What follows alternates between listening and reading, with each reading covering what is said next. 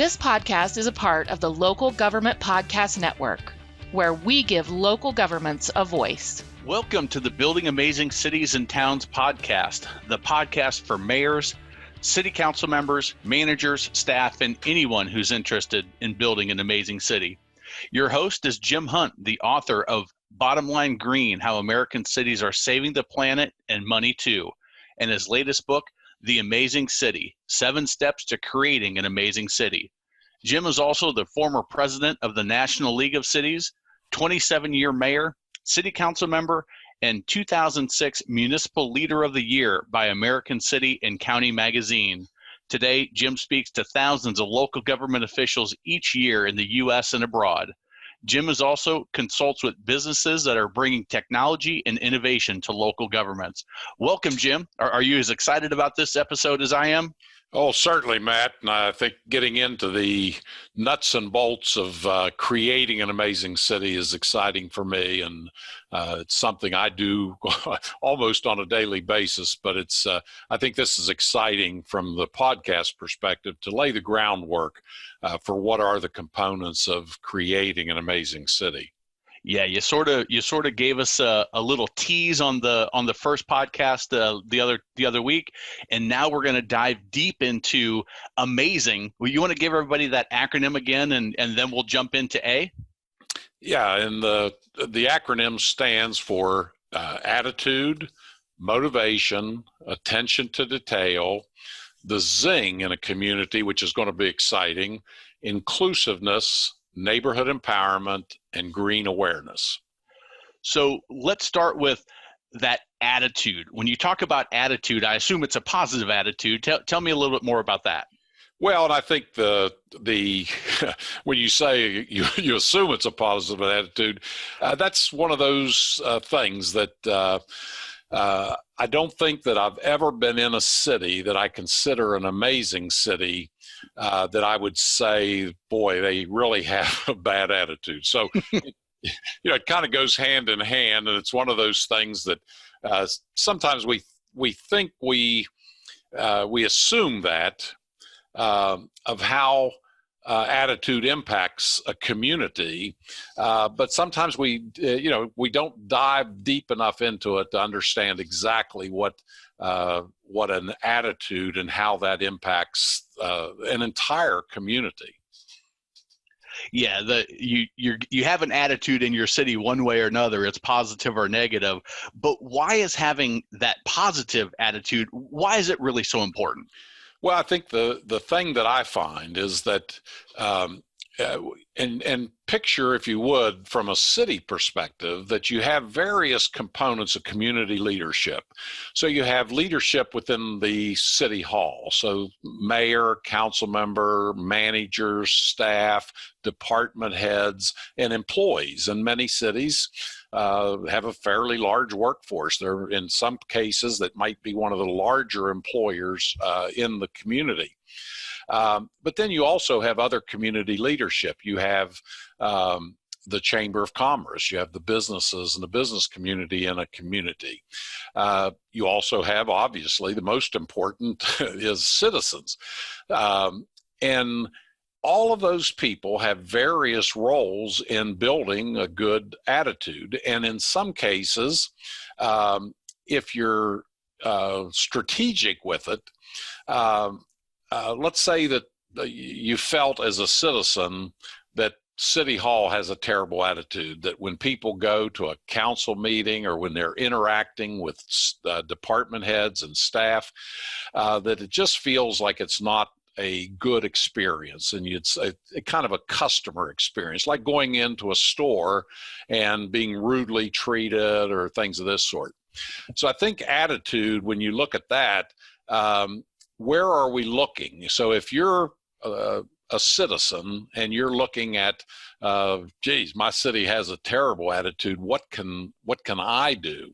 I think it's a different role than it is if you're elected to a city office or if you're an employee of the city, as to, in a way, what you feel is the responsibility for that attitude and how much you feel you can impact it and what ways you can impact it.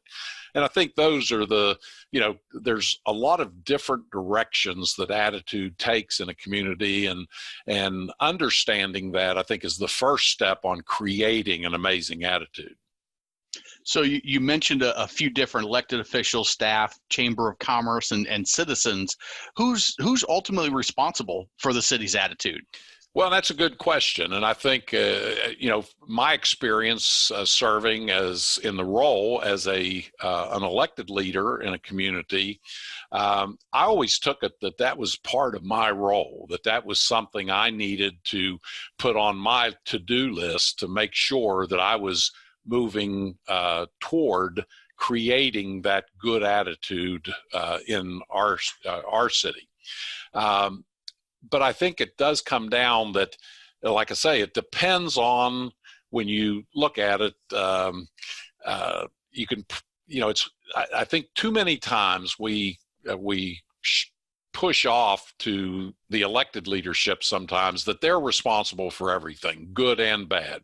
And when and you look at that, and I think from an attitude perspective, each component plays a role. And it's a little bit kind of taking the temperature of a community. When I go in, and let me give you maybe a solid example, or one that might bring it more into clarity.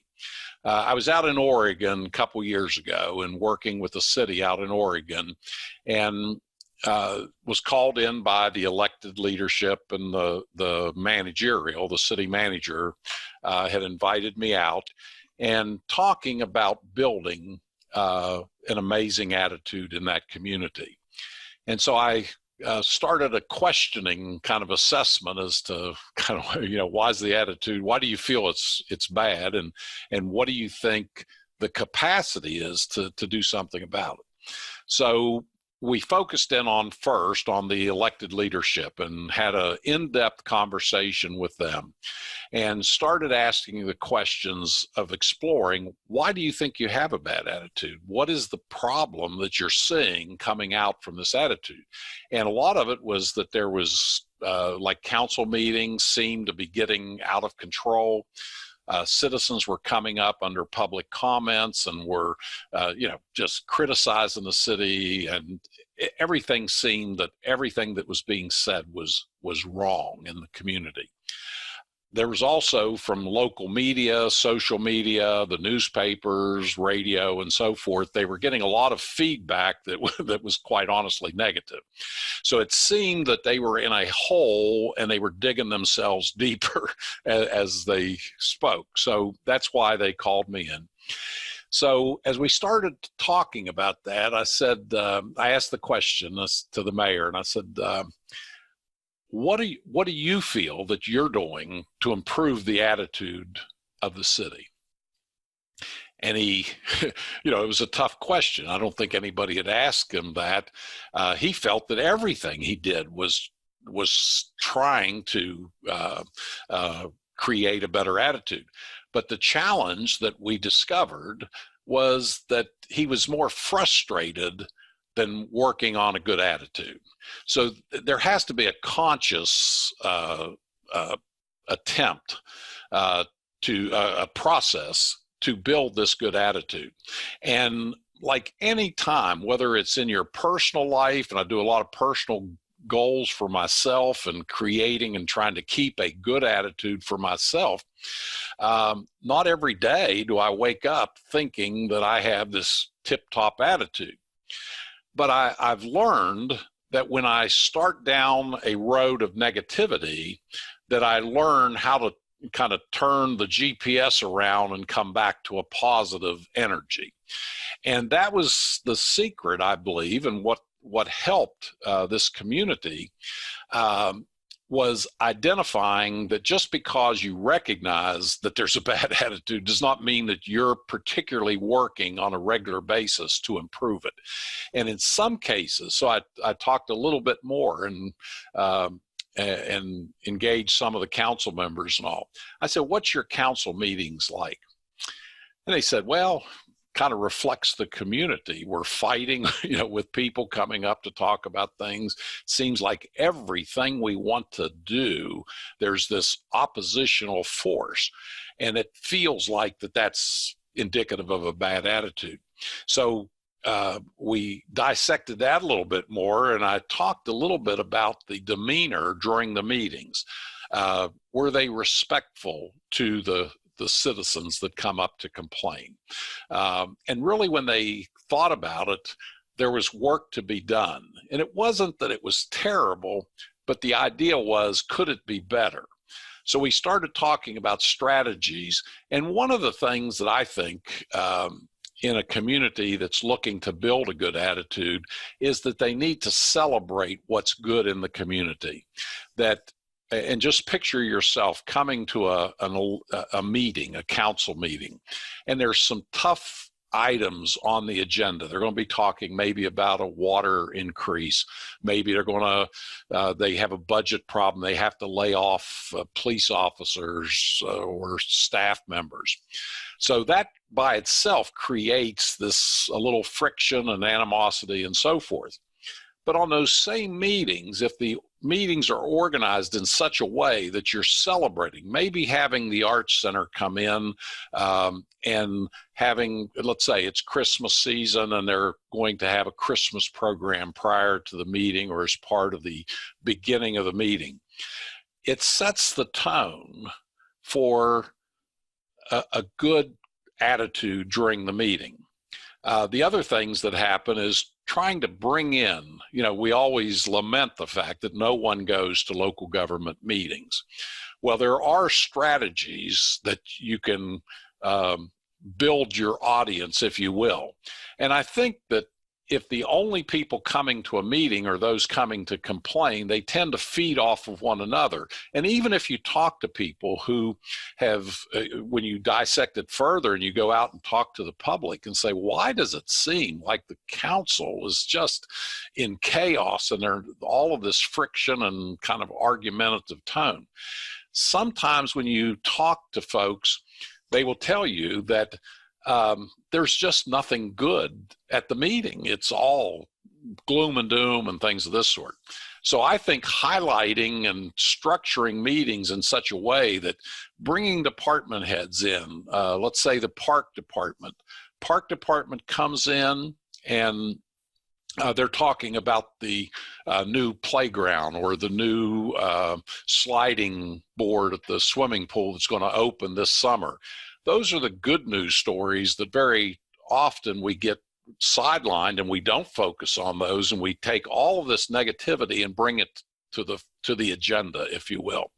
So in those ways, I think that once this council started to think, how can we be part of the positivity in our community?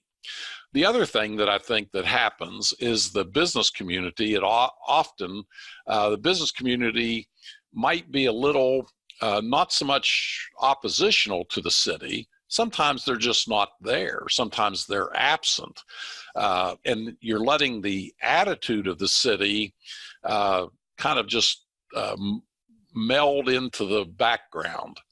And this is another time where I think that reaching out, the part of local government that I think is so positive, so dynamic, is the fact that you have the ability to go out into the community.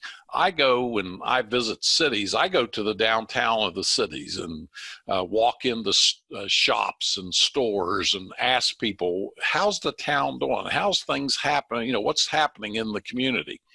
And I don't even need to go to City Hall in many cases. I find out kind of what is that attitude in the community. This same community in Oregon, it was right at the beginning when Uber started out, and so this community had just gotten Uber, and so I took an Uber ride in from the airport into town, and the driver was telling me all of the problems in the community and how that the council didn't listen and that there were so many. And I'd ask him, well, what's good? You know, what should I see when I'm in your community? What's something that I'll see in this community that I won't see somewhere else? And we'll get into that. That's the zing in a community. But when I asked the Uber driver, then when I started asking about positive things, man alive, he was giving me all sorts of things, restaurants to go to, things to make sure you see, all of this stuff that was very positive. So in the conversations that I had with the city then, I said, what have you done to outreach to some of the people that are going to be the first people that visitors see in your community? Their attitude is going to dictate in some cases what it looks like. And the mayor looked at me like, what possible thing could you do? And I looked out the window, and I'll never forget, I looked out the window of this city hall, and they have this beautiful plaza, and it is absolutely gorgeous.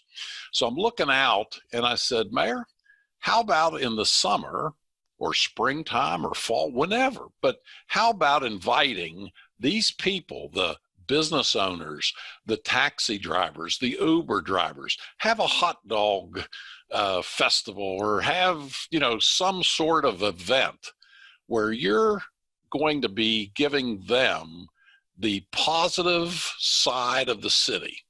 And all of a sudden his eyes lit up and he's thinking, because he knew that I was on to something. He said, well, wait, we could probably invite so-and-so. We could bring in the kids choir. We could do this and that. And all of a sudden they started to think, man alive, if we tell the Uber drivers and let them participate in this city governing, they will know when they're driving in from the airport that we just announced a $12 million expansion of the terminal, or they'll know that there's going to be a building on that ugly empty lot as they drive into town, but that's going to be the new golf, a lot of these big golf arena things that are coming around. But if not, the driver's going to be driving by these vacant lots and there's no good story to come. So all of a sudden they started to build off of that, thinking, how can we make this idea even better? And I think that's building that attitude in communities and recognizing that just because, and I'll use an example, probably one of the poorest places in America is southern West Virginia. And Logan, West Virginia is in Logan County in the heart of Appalachia. And most people, I think their first impression would be that they probably have a terrible attitude in Logan, West Virginia. And I think most people would understand that high unemployment, drug opioid problems, the major industries, the coal mining and things have left, and they've just got problem after problem. And but I tell you, in Logan, West Virginia, it's in my book under attitude, and it's the city clerk in Logan is Amber Miller. And Amber is the person in the city who has literally decided, I'm going to put this city on my back and I'm going to have a positive attitude and we're going to make Logan into this amazing city. So Amber, everything's an event. Everything is special. She has, when they do employee recognition, it is done better than Los Angeles, California. They really have taken on that their job is to pull up this community that has a lot of issues, that's probably going to be in the news for negative reasons, but they're going to have an opportunity that they can create opportunities. They can highlight young kids who are succeeding in school. They can identify people in the community, police officers, fire personnel, city employees, businesses. They can use the city to highlight a local business and provide the type of things. So let me give you an example. The Logan all of a sudden one day, this old brick building in town decided to fall down. And you're thinking, this has to be a nightmare for any community. It just has to be, because here a community that's struggling and you're trying to keep things together, and all of a sudden in the main street of town, a big, I think it was 3 or 4 stories, collapses to the ground. And unfortunately, not all of it collapsed. So there was just a very dangerous situation. The streets were closed and it was having all these problems. And what Logan did on that, I think, tells you what attitude happens in communities. Logan went out and got construction companies that had worked in the area that were there. And they went and asked them, would you help our community? We have a disaster and it needs immediate help. Would you help us? And all of a sudden people were bringing heavy equipment in to tear down the rest of this building. Then they had these massive piles of bricks, and they started to have to find out, how can we get rid of this? How can we clear this lot? They went to the property owner and started working, who did not have insurance, didn't have the capacity to do it. And they said, what if we take the lead here? Can we do this? And the property owner naturally was saying that absolutely. So they started gathering all the resources of the community and ended up clearing this lot. So then you think, well, so now you have another vacant lot in a poor town that has a lot of problems. Well, Amber and Serafino Noletti, the mayor, they decided, we're going to make this a positive. We're going to show a positive attitude with this disaster that happened in town. They went to the local hardware lawn type supply yard and said, could we get turf for this vacant lot? So they ended up getting the entire area turfed. It looks like a golf course. They watered it. The city crews came out. They're doing it, taking care of it. Then they decided, what better thing, because they have this brand new, now newly exposed brick wall that is right in the center of town, and they have this beautiful green space. And they ended up putting this beautiful welcome to Logan right in the downtown of the city. Now, what they also did was made this like 4 or 5 great events.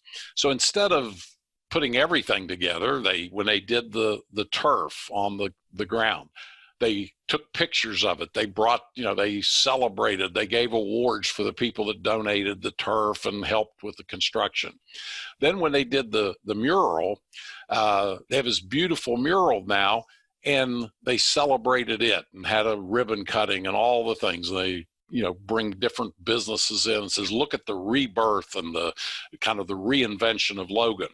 So these are the type of things. This is one of the toughest cities that you would say, man alive, this was a death shot to them. But they've turned it into this positive attitude. And I think that little lesson for a town that most people would have written off, to see what they've done. Then you look at many cities and you think, man alive, they've got assets, and yet they just need to pump up the attitude. I really, several of the things you said just stuck out to me. One is how simple it can be. It can be as simple as making sure that you have a good news portion of your council meeting. Don't just focus on the negative, but there's positives happening every day. Make sure that people are aware of it. And 2 is, it doesn't have to be one specific person, that like the mayor that's in charge. It can be the admin, it can be a council member, it can be somebody from the chamber that sort of says, hey, we're going to make a change and we're going to do some little things, and then bring everybody else in with you. Absolutely. Let me point out something, because you just kind of reminded me of something in that.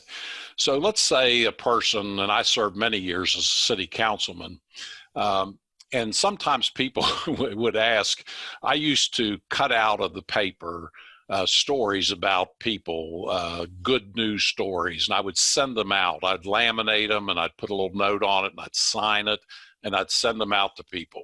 So as a council member, I had a couple people ask me one time, they said, I was talking at a municipal league meeting, and I said, "Oh, I send these laminated articles out." I said they get a good response. It really, a high school kid gets this certificate or gets this laminated thing from a councilman in town, and they take it home to their parents at night. And I mean, it's a nice day for that parent, and they feel like, oh, the city's really watching what my kids, and they're looking out for them. And somebody asked me one time at a municipal league meeting, and they said, Jim, who gives you permission to do it? And I said, I don't need permission. Why do you think that? They said, well, I mean, doesn't the mayor get upset, or what about your other council members?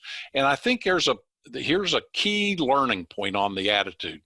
If you want to make a bad attitude, you can do stuff and it kind of going against the grain. But it was always like, I hope every council member does it. I let people know that I was doing it. It wasn't done in spite of what they were doing or against them. It was done to say, listen, the paper's full of good stories. Cut them out yourself. I'm only going to send out 2 or 3 on a Sunday out of the Sunday paper. So if all 7 council members sent out these things, just think what that would do in a community. So it's not a matter of saying this is political or to get into these, kind of contests of I did this and now you can't. It's really the positive flow of this says if one person does something good, more people doing it makes a better attitude. And this is the same thing in businesses or anyone else.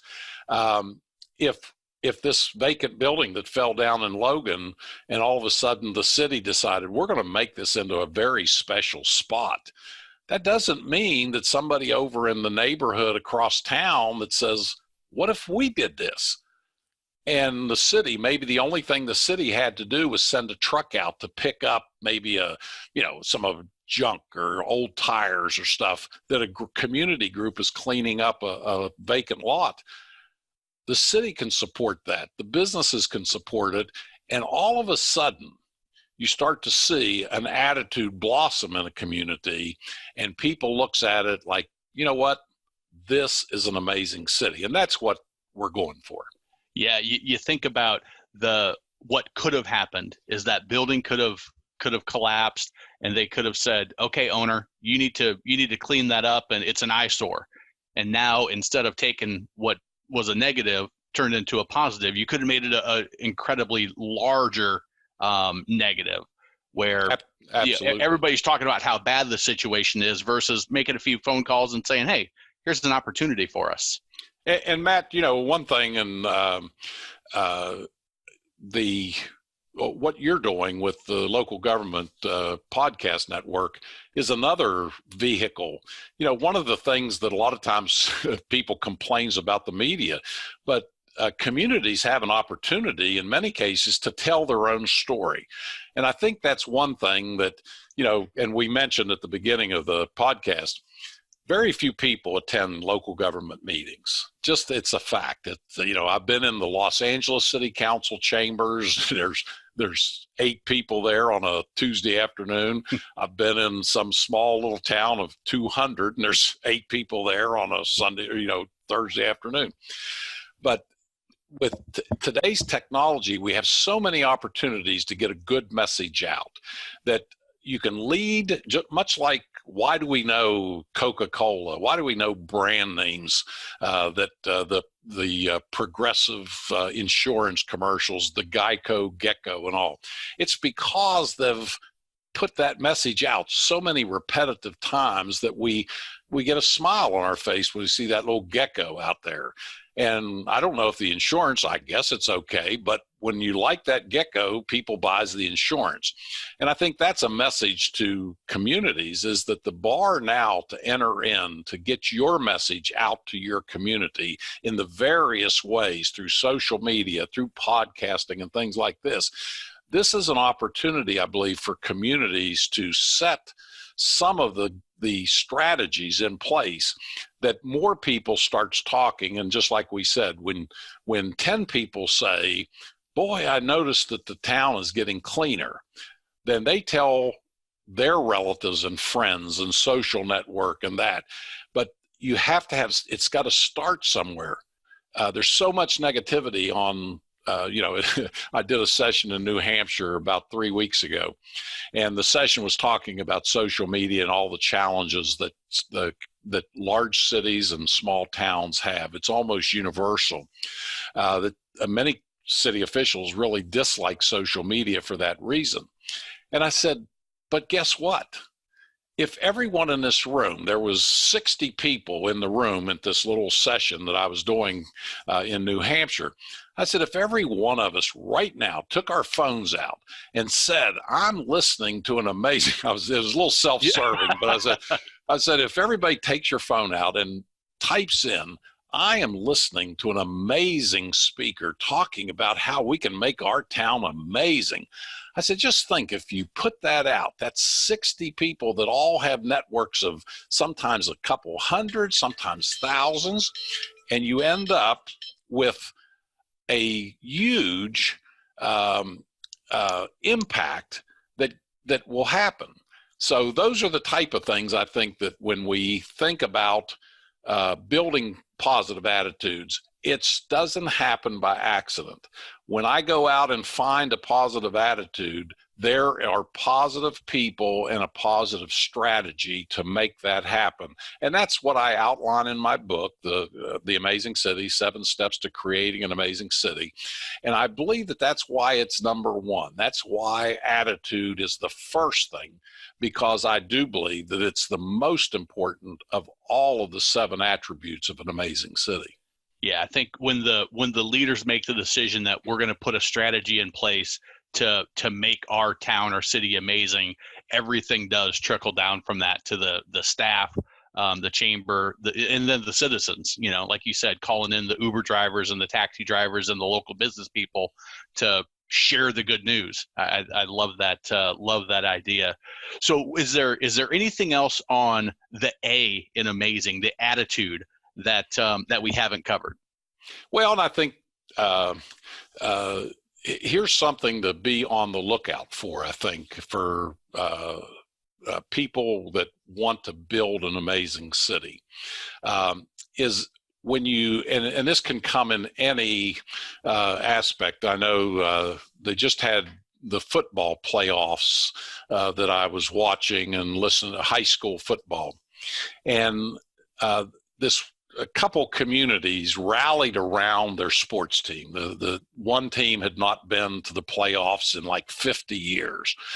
And the entire town, it's a small little town, probably, I think maybe 400, 500 people in this little town. And they draw from a wider area. But they rallied around this high school football team, and everyone was wearing the colors of the school. Everyone had banners. The businesses got together and put banners and so forth.